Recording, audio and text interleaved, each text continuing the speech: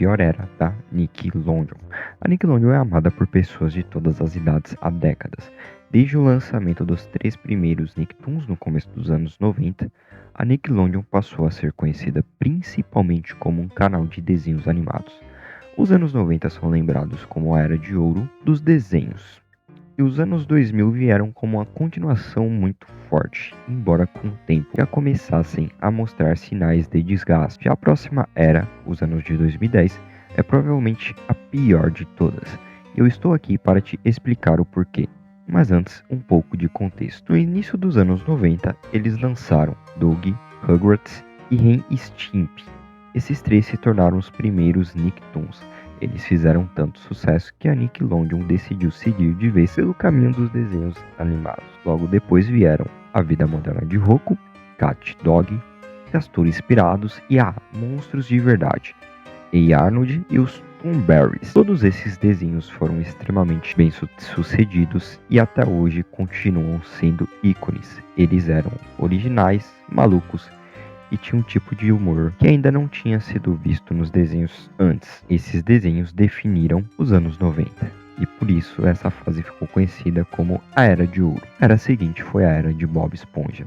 Bob Esponja foi e ainda é a verdadeira galinha dos ovos de ouro da Nickelodeon, então boa parte do foco deles foi direcionado para ele. Toda a década de 2000 foi praticamente dominada pelo quadrado amarelo. Mesmo com todo o sucesso de Bob Esponja, ainda houve vários desenhos muito bons nessa época, como Padrinhos Mágicos, Jimmy Neutron, Danny Phantom, Invasor Jim, Minha Vida como uma Robô Adolescente, Avatar, A Lenda de Aang e O Mundo de Giz. A primeira metade dos anos 2000 foi basicamente uma continuação dos anos 90. Desenhos originais, conceitos únicos, aventuras criativas e muito divertidos de assistir. Já a segunda metade dos anos 2000 foi quando o declínio começou, mas ainda não tinha chegado ao fundo do poço.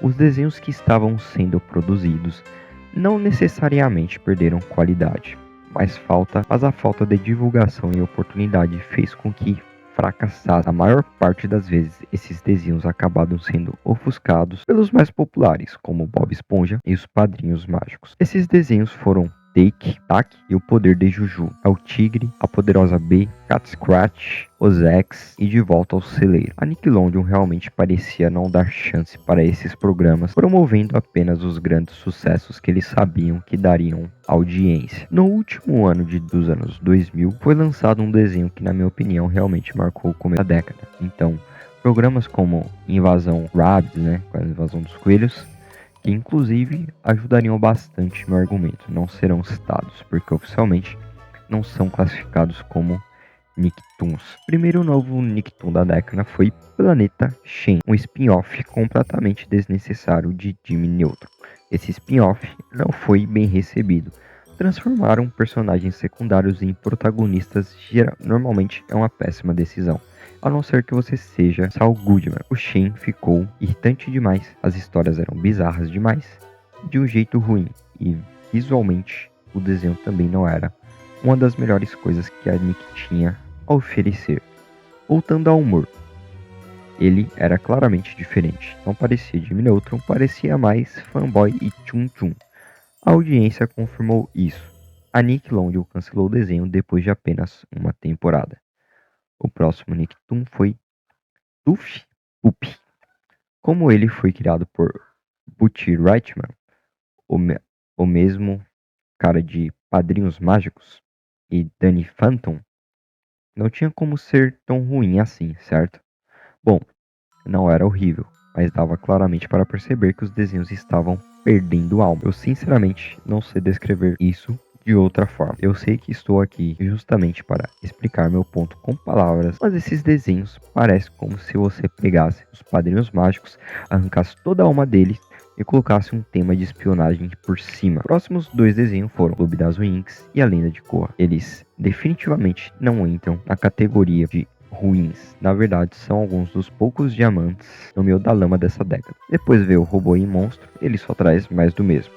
O desenho parece vazio, tanto em conteúdo quanto visualmente. O humor dessa vez não é tanto sobre peidos, mas sobre personagens batendo uns nos outros e se xingando. Não há nada de errado com esse tipo de humor. Provavelmente é até o mais comum de todos.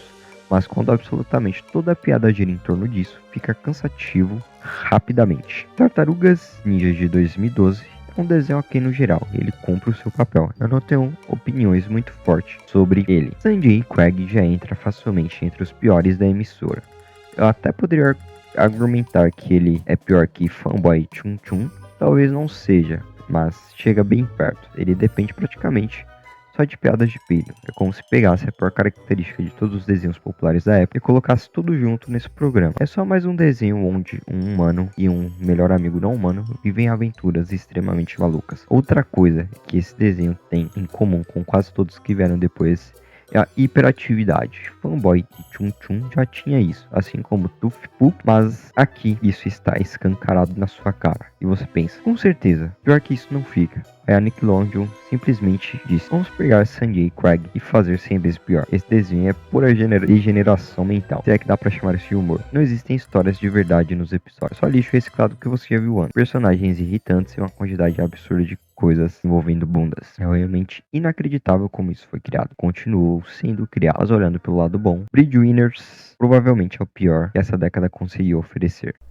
Harvard Bricks foi verdadeiramente um respiro de ar fresco. Aí lançaram Porco Cabra, Banana Grilo e você caiu direto de volta na lama. Mais animação hiperativa, exagerada e sem substância. Depois veio A Casa Load, como ele continua no ar até hoje. Isso prova que ele foi muito melhor que os outros. Embora eu ainda argumente que as piadas de peido e a hiperatividade continuam presentes. Bunsen é uma fera, é o quarto desenho de Butchman Ratchman. Butch Ratchman, né?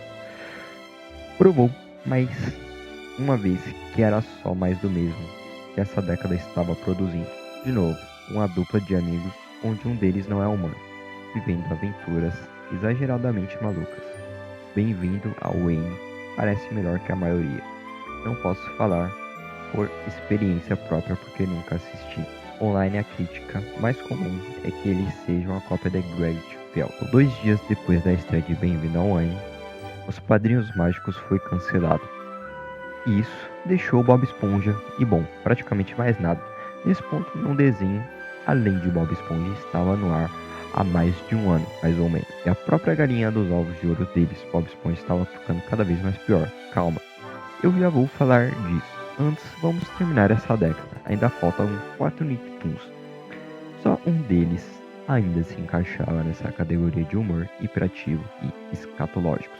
Os outros 3 eram spin-offs ou reboots. E aí está exatamente a repetição de tendência. Deixa eu explicar. No final dos anos 2000, Fanboy Chun Chun introduziu esse humor catológico e ele continuou durante toda a década seguinte. Agora, esses 3 desenhos, As Aventuras de Kid Danger, A Ascensão das Tartarugas Ninjas e Os Casagrandes, eram todos spin-offs ou reboots. Agora, olha para os anos 2020 até agora. Quase 70% dos desenhos dessa década são spin-offs, reboots e produções licenciadas. Parece que no fim da década eles apresentaram programas que já indicam o que vai dominar a próxima. Agora sim, o declínio de Bob Esponja.